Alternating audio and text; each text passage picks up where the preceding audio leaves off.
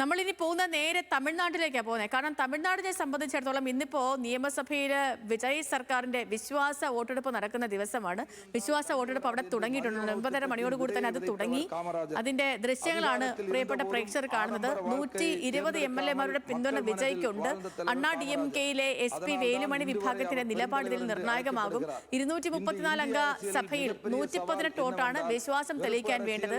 TVK-ക്കെതിരായി വിശ്വാസ വോട്ട് രേഖപ്പെടുത്താൻ വിമത MLA-മാർക്ക് AIADMK ഇന്നലെ വിപ്പ് നൽകിയിരുന്നു. இவை இந்தியாவின் ஆன்மாவுக்கு எதிரானவை. எங்கள் தலைவர் மாண்புமிகு ராகுல் காந்தி அவர்கள் தொடர்ந்து ஒரு விஷயத்தை வலியுறுத்தி வருகிறார். இந்த நாட்டில் அன்பு வெல்ல வேண்டும், வெறுப்பு அரசியல் தோற்கடிக்கப்பட வேண்டும். அதனால்தான் இந்தியா முழுவதும் அவர் ஒற்றுமைக்காக பாத யாத்திரை மேற்கொண்டார். இந்திய அரசியல் சாசனத்தின் மதிப்புகளை காப்பாற்ற வேண்டும் என்று குரல் கொடுத்தார். வெறுப்புக்கு எதிராக அன்பின் அரசியலை முன்வைத்தார். இந்திய தேசிய காங்கிரஸ் கட்சியும் அதே கொள்கையில் தான் நிற்கிறது. இந்த மண்ணில் வெறுப்பு அரசியல் வேரூன்ற விடமாட்டோம். மக்களை மதத்தின் பெயரால் பிரிக்க அனுமதிக்க மாட்டோம். தமிழகத்தின் சமூக ஒற்றுமையை சீர்குலைக்க எந்த சக்தியும் இடமளிக்க மாட்டோம்.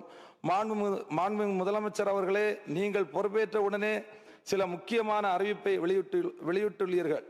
500 யூனிட் வரை பயன்படுத்தும் குடும்பங்களுக்கு 200 யூனிட் இலவச மின்சாரம், பெண்கள் பாதுகாப்புக்காக சிறப்பு சிங்கப்படை, போதை தடுப்பு அமைப்புகள், பள்ளிகள் மற்றும் வழிபாட்டு தலங்கள் அருகில் இருக்கின்ற மதுக்கடைகள் மூடப்படும் நடவடிக்கைகள் ஆகியவை மக்கள் மத்தியில் நம்பிக்கையை உருவாக்கியுள்ளது. ஆனால் மக்கள் எதிர்பார்ப்பு இன்னும் அதிகமாக உள்ளது. இளைஞர்கள் வேலை வாய்ப்பை எதிர்பார்க்கிறார்கள். விவசாயிகள் பாதுகாப்பான வருமானத்தை எதிர்பார்க்கிறார்கள். பெண்கள் பாதுகாப்பான சமூகத்தை எதிர்பார்க்கிறார்கள். மாணவர்கள் கருத்தை சொல்றாரு. உங்களுக்கு விருப்பப்பட்ட கருத்தை நீங்க சொல்லுங்க. எதிர்பார்ப்புகளை நிறைவேற்றும் பொறுப்பு இந்திய தேசிய காங்கிரஸ் கட்சி இந்த அரசுக்கு ஆதரவு அளித்துள்ளது என்றால் அது கொள்கை அடிப்படையிலான ஆதரவு. தேர்தல் அரசியலில் பணநாயகத்தின் ஆதிக்கம் கண்டு இந்திய ஜனநாயகத்தின் எதிர்காலம் கேள்விக்குறி ஆகிவிடுமோ, ஏழை எளிய மக்கள் நாடாளுமன்ற சட்டமன்ற தேர்தலில் வெற்றி பெற முடியாமல் போய்விடுமோ என்று மிக கவலையோடு கவனித்துக் கொண்டிருந்த நிலையில் இன்றைக்கு மாண்புமிகு முதல்வர் ஜோசப் விஜய் அவர்களின் வியூகத்தாலும் தனித்த சாதுரியத்தாலும் சாதாரண ஏழை எளிய மக்களும் வெற்றி பெற்று சட்டமன்ற உறுப்பினராக அமைச்சராக பொறுப்பேற்றிருப்பது இந்திய ஜனநாயகத்திற்கு கிடைத்த மிகப்பெரிய வெற்றியாகும். அந்த வகையில் இது ஓர் எளிய மக்களின், சாமானிய மக்களின் ஆட்சி என்பதையும் குறிப்பிட விரும்புகிறேன். சமூக நீதியை பாதுகாக்கும் எந்த முயற்சிக்கும், மதசார்பின்மையை பாதுகாக்கும் எந்த முயற்சிக்கும், தமிழக உரிமைகளை பாதுகாக்கும் எந்த முயற்சிக்கும் காங்கிரஸ் கட்சி உறுதுணையாக இருக்கும்.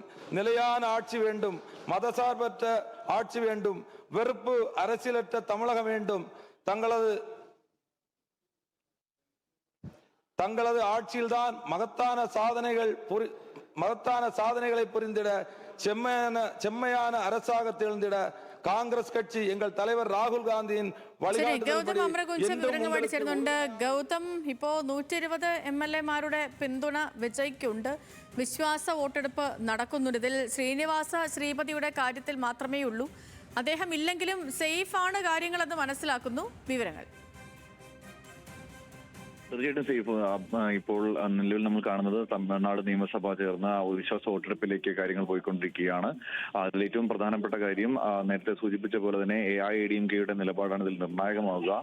ഒരുപക്ഷെ വിശ്വാസ വോട്ടെടുപ്പ് വിജയെ സംബന്ധിച്ചിടത്തോളം അല്ലെങ്കിൽ TVK സംബന്ധിച്ചിടത്തോളം വിജയിക്കുമെന്ന് ഉറപ്പുള്ള ഒരു സമസ്യയാണെങ്കിൽ പോലും നിലവിൽ AIADMK എന്ന നിലപാടെടുക്കുമെന്നതാണ് ഏറ്റവും നിർണായകമാകുക. അതിൽ തന്നെ വേലുമണി ഷൺമുഖ പക്ഷത്തുള്ള വിമത MLA-മാരാണ് വിജയ്ക്ക് പിന്തുണ അറിയിച്ചിട്ടുള്ളത്. അവർ 30 പേരുടെ പിന്തുണയാണ് പ്രതീക്ഷിക്കുന്നത്.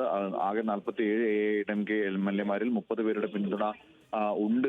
അണ്ണാ DMK-യുടെ 30 പേര് വിജയെ പിന്തുണയ്ക്കുമെന്നാണ് നേരത്തെ തന്നെ വ്യക്തമായിരുന്നത്. കഴിഞ്ഞ ദിവസം വിജയ് ഇവരുമായി കൂടിക്കാഴ്ച നടത്തുകയും ചെയ്തിരുന്നു.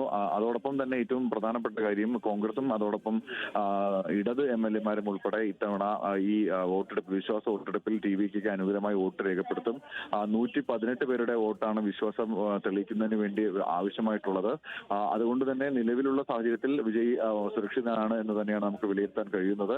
അതേസമയം ഈ അണ്ണാ-ഡി-എം-കെയുടെ MLA-മാർക്ക് വിപ്പ് നൽകിയ നടപടിയാണ് കഴിഞ്ഞ ദിവസം ഏറ്റവും ശ്രദ്ധേയമായി സംഭവിച്ചത്. ആ വിപ്പ് നിലനിൽക്കുന്ന സാഹചര്യത്തിൽ വിജയ്ക്കെതിരെ TVKക്കെതിരെ വോട്ട് ചെയ്തില്ല എങ്കിൽ അവർക്കെതിരെ നടപടി ഉണ്ടാകുമെന്നുള്ള ഒരു തിട്ടൂരം കൂടി അണ്ണാ-ഡി-എം-കെ പുറപ്പെടുവിച്ചിട്ടുണ്ട്. എന്തായാലും നാടകീയമായ സംഭവങ്ങൾ ഒരുപക്ഷെ ഈ വിശ്വാസ വോട്ടെടുപ്പിന് ശേഷം തമിഴ്നാട് രാഷ്ട്രീയത്തിൽ ഉണ്ടാകാനുള്ള സാധ്യതയും നിലവിൽ തള്ളിക്കളയാൻ കഴിയില്ല. ഇപ്പോൾ സഭാ നടപടികൾ ആരംഭിക്കുകയും കോൺഗ്രസിന്റെ MLA-മാർ അവരുടെ നിലപാട് ഈ സഭയിൽ വ്യക്തമാക്കുകയും ചെയ്തതാണ് നമ്മളിപ്പോൾ കണ്ടത്.